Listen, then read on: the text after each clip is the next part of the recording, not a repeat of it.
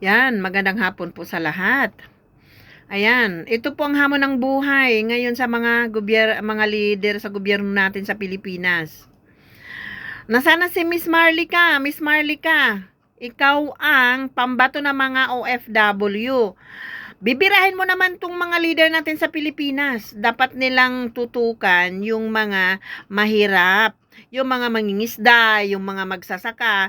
Hindi yung si Mayor Alice ang tututukan nila ngayon. Si Mayor Alice, kahit ganyan, pero nakatulong din siya sa mga mahirap dyan sa Bamban.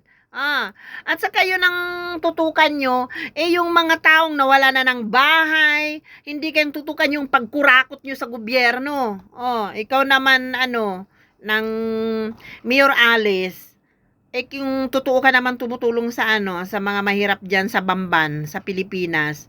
Huwag ka naman kurakot. Ang mga mamahal naman ng mga sinusuot mo, ang mga mahal na mga damit, mahal na mga bag, itutulungan nyo ang mga mahirap kaya kayo upo sa gobyerno.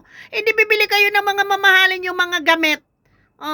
Lahat ng mga nasa gobyerno, unahin nila yung kurakot, pambili ng mga damit, pambili ng mga sasakyan na mga mamahalin, pambili nila ng kung anong mga luho nila. Hindi nyo naman tiningnan yung mga mahirap. Nanalo kayo sa gobyerno, nanalo kayo sa pag-upo nyo sa gobyerno na dahil sa mga mahirap.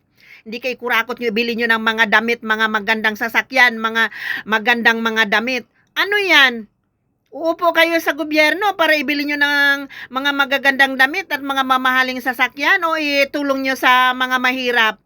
Namatay na yung mga pamilya dito sa ibang bansa nang dahil lang sa pagsuporta sa mga pamilya sa Pilipinas na mga mahirap na mga pamilya. Kayo, pag nakaupo na kayo sa gobyerno, pag nakaupo na kayo maging pangulo, maging mga senadora, maging mga mayor, anong binibili nyo? Sasakyan na mamahalin, damit na mamahalin, mga bag na mamahalin, mga taong walang kakainin, hindi nyo tinutulungan. Buti pa yung mga vlogger dyan na mga mahirap, yun ang pumunta sa bundok para tutulungan yung mga tao sa bundok. Kaya ako, hindi na ako bubuto sa inyo. Bahala kayo sa buhay nyo hanggang kamatayan nyo.